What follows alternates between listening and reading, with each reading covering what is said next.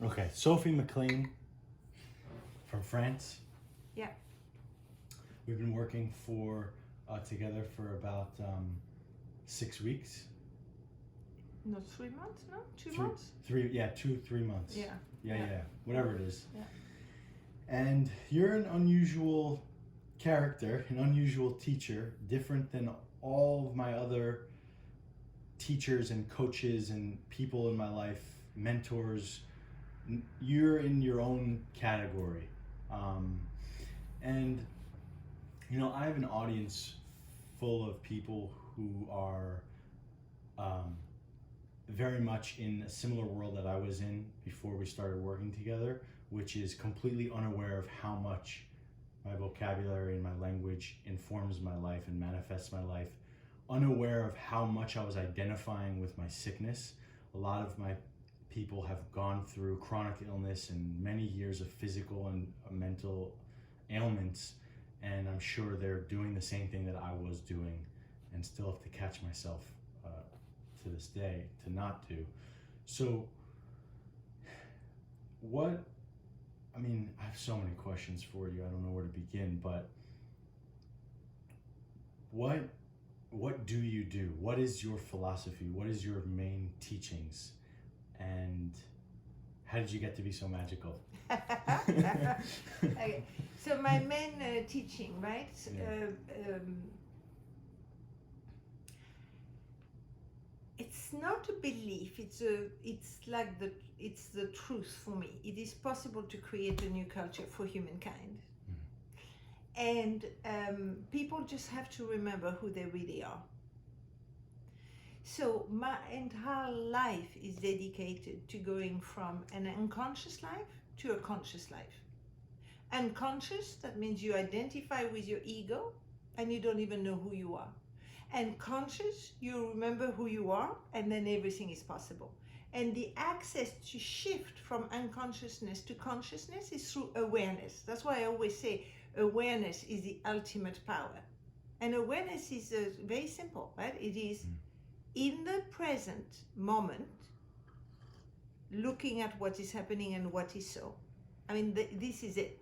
And it requires a commitment to shift from unconsciousness to consciousness. It requires courage sometimes, because it somehow very often starts with bad news. That's my life, what my life is about. I'm participating in the creation of a new culture for humankind. I think we should talk about me. That's the best way to bridge your work with my audience. So when I came to you, I think I was fully identified with my ego.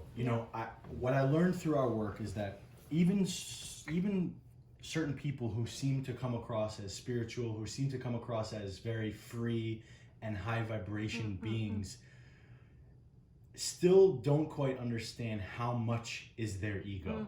There are certain character traits in me, like the driven character that you chiseled out and put a laser on, that I thought was me. And there's no way that Josh Mason is not driven. Josh Mason is synonymous with driven. Like, that's how I've gotten through my whole life. And what our work has helped me to understand is that these t-shirts or these characters that we put on are in response to something that happened to us where we fall from grace at a certain age. And then we put these things on, these characters, in order to get through life, in order to survive. Can you go more into me and like what you chipped away from me and what we're left with? Okay, I'll go back to what you said. There is people that have an enormous education and are still stuck somewhere, right? Which was you, right? You've had a lot of life circumstances. You are a seeker. You like to learn, and still you were stuck. That is what I call sincerity. So to get it and what happened to you, what you have to get is literally visualize two different worlds, two different realms, two different space. Okay? So there is a space of the ego. It's all about survival. Very much like at the beginning of beginning, the animal kingdom and the plants didn't have and still do not have an inner system to get energy, right? So you have to get energy from the outside, right? So the plants don't have to get it, the sun give it to them. But the animal kingdom, and we belong to the animal kingdom, we need to go and get energy.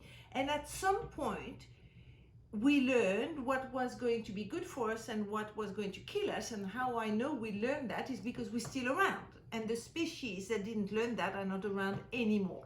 Okay.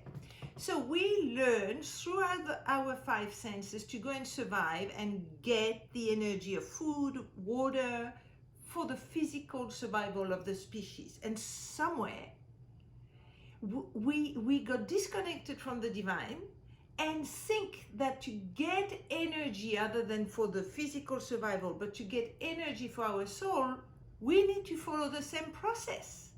So you have 7 billion people busy surviving and having a fizzing frenzy on each other, needing love, needing relationship, going to fight war, because they forgot that where to get energy for your beingness is not through the five senses, it's through the connection to the divine.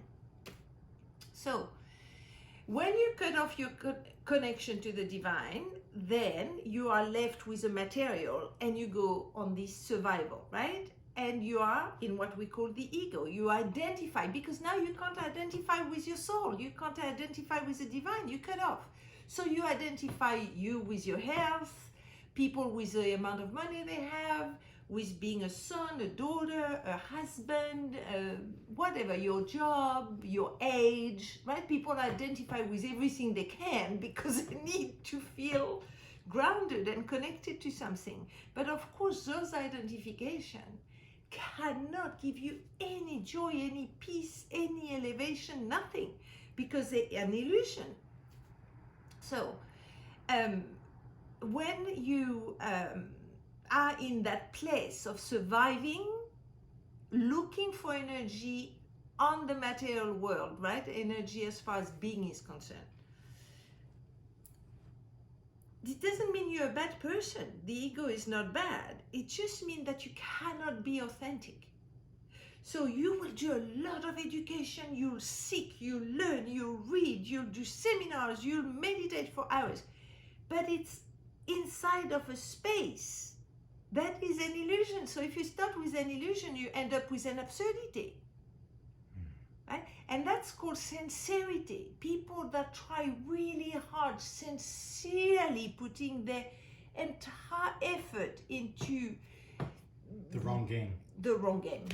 Exactly. Right? And that is that is heartbreaking for me, because they mean well, you know, but there is a saying, right? The way to hell is paved with good intention.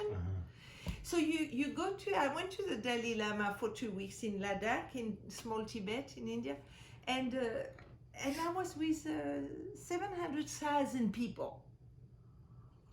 But there was a few foreigners, you know. It was for the Tibetan people, but we were a group that were invited. And I remember my heart going out to those people, because they spent so much of their life doing what they thought was the right thing. But if you build a castle on top of quicksand, it's never going to hold, right? So the most important thing is to get out of this ego world. Now, it doesn't mean that you don't have an ego to go through this life. You do need an ego, but you need a conscious ego.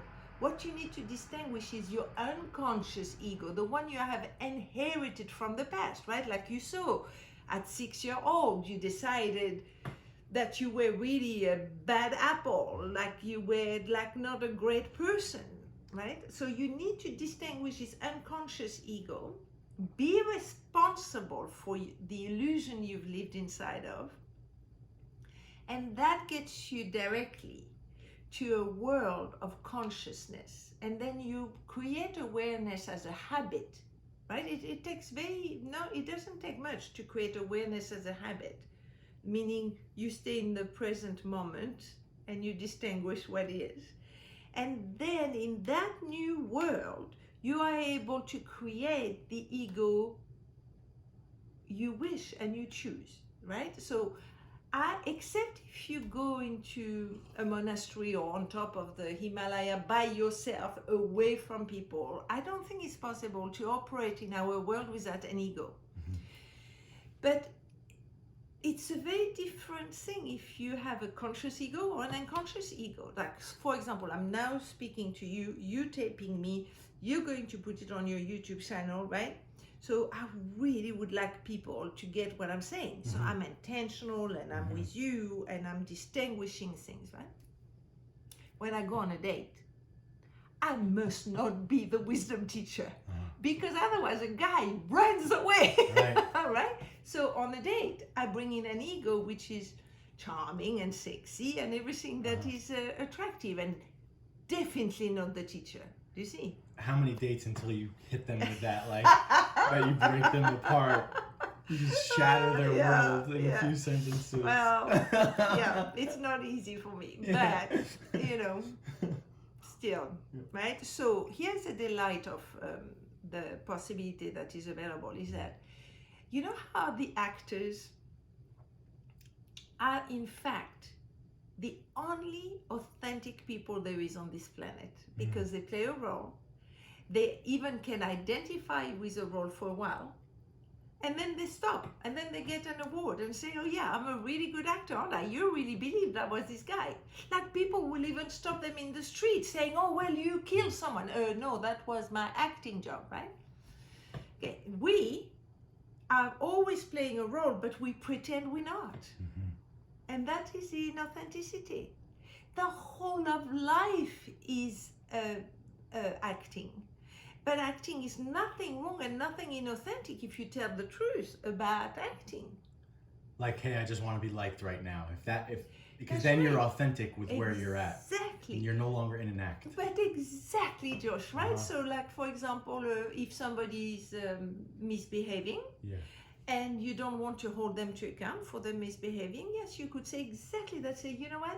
I'd rather you loving me than me telling you that you're behaving like a jerk. So I'm just going to let it pass. Right.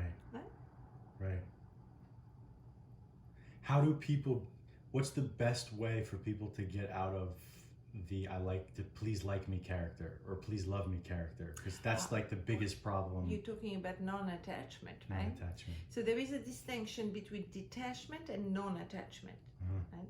So detachment is very taught by a lot of people, but I don't like it, right? Because detachment means you have to detach from everything, and they have the flavor of loss because you cannot have it. And I'm somebody that likes everything about life. I like abundance, I like luxury, I like traveling in good condition. I also like just going in an ashram for 3 months, but I like everything. I like abundance. But non-attachment is the most delicious distinction, because non-attachment means you can have it, well, you have it, but if you don't have it anymore, it doesn't impact you in the slightest, right? So I had this house in France, I sold it, and I really, it was sweet, it was beautiful little house, right, in Provence, glorious. And I lived there for 5 years. I sold it so that I could start my business here. Non-attachment, no grieving, no loss, no regrets, no, oh, life is so hard. No, non-attachment. While I had it, it was fantastic. But really what I'm up to now is to create a new culture for humankind. So that meant I had to sell the house. No problem. Do you see? Yeah, non-attachment is a delight. Non-attachment to being liked. And not exactly the same in relationship to people, is that if you need someone to like you or love you in order to feel good, right? There it is, you've created an attachment. And then the other person is either going to spend their time trying to please you to meet your standards, or you're going to make the other person wrong for not liking you or loving you at all time, right? And love is absolutely not a feeling or an attachment or a need. In fact, the necessary condition for love is total freedom and total non-attachment, right? Love is not a feeling or an emotion. Love is a space. So when you give up everything, judgment, needs, evaluation, everything, love arises. Love is already there. So then you are someone that wherever you are, love is. You don't need anybody because you bring it, right? So I always had difficulty of knowing how to be with children dying of hunger or being killed. And oh, I love children so much, right? But I got wherever I am, love is. So I bring love. This is my job. Whatever happens, whoever I'm with, love will be present because I will stand in the space of love and give up everything that could exclude me from being there. Do you get that? Yeah. What do you think about boundaries? Because when I first met you, I was impressed isn't the right word, but I was, you know, when you meet people and you feel that they are complete and that there's nothing to pull on, there's nothing to manipulate, there's nothing to dominate, right? Or control, that's to invade, or to yeah. like, you know, throughout my life I've always had a way of like being so charming that everyone liked me and get my way in, and then I'm in, and it's like this manipulative thing, right? But with you, I felt that you were very boundaried, and the most important people in my life are all very boundaried, and those boundaries are essential for having a capacity of love, because without boundaries, the love, like, anyway, I'll let you teach. I'm not going to teach. I don't understand what you say by boundaries. So, you know when you meet certain people and they just have an essence of don't fuck with me? Right. But not in a rude way. Oh, so I see. It's in a way of like... I see, I'm unmissable with. Yeah, exactly. Okay. So what is that, and how do people get that? Wait, what is it? I haven't... You can't You've done reach your the work. buttons. You can't reach the buttons. You see, there is no buttons to reach. When people are messable with, it's because they have things that they're holding on to. Right. That you can literally push like buttons. Right. If you are buttonless, then people are really kind of dislocated, saying, why can't I mess with these people, this person, right? So we all have, even you have buttons, but they've been worked on. We never lose our buttons. Well, okay, I've been at it for 30 years, right? Here is how it is now for me. I get reactivated from time to time, but it's a speed at which I can distinguish that my button has been pushed, right? So I'll give you a really funny one, right? So I had a green card for years, and then I decided, that's it with the United States. So I went to France and gave my green card back because I'm a good girl. Not really, but I have integrity, so I give my green card back. I wasn't going to live here anymore. And then, of course, 8 years later, I decided, no, I want to come back. Can you give me my green card back? No. I said, what do you mean no? I've been here for 18 years. Just give me a green card. No. Can you give me a visa? No. Can I go back there and work? No. Right? Now, that pushed my button, right? So I'm now in the street, so upset. The American government doesn't want me. And literally upset, right, in a huff. And I'm walking down the street and I start to laugh and laugh and laugh, right? I had taken the law of the United States as a personal attack towards me, right? And I laughed so hard. Oh God, it's so funny, right? That's the ego. You take everything personally, right? So that was, I think, one of the only reactivation over the last 2 or 3 years, right, that I had. But it took me 10 minutes. Because when you reach a certain level of awareness, your physical sensation, your feelings and your emotions are constant. I don't know much upset, I don't know anxiety, I don't know, I kind of live in peace and joy most of the time, right? So when I get hooked and have an ego attack, it is insufferable. Literally, and if it lasts more than 20 or 30 minutes, I will get physically sick. Like a cold. I will get a cold. I can get an earache if I didn't listen to somebody. I could get a sore throat if I didn't say what I needed to say. Wow. It takes 20 minutes. Yeah. So your body then supports you as well, right? But it's just, you know, why people are on automatic and do not see what happened in their life is because if they did and were still stuck in the world of the ego, it would be just too painful. Too painful, because when you bring awareness and consciousness, it is insufferable to be stuck in that world. And that's why many people don't go on the road towards consciousness. Because once you go on this road, there is no going back. You can't. No. And then the experience of getting in the world of being conscious is that you are on an ice skating ring. Do you know, it's so pristine and so beautiful, right? So you're skating there and you think, oh, I'm doing so well. And then there is a tiniest little pebble.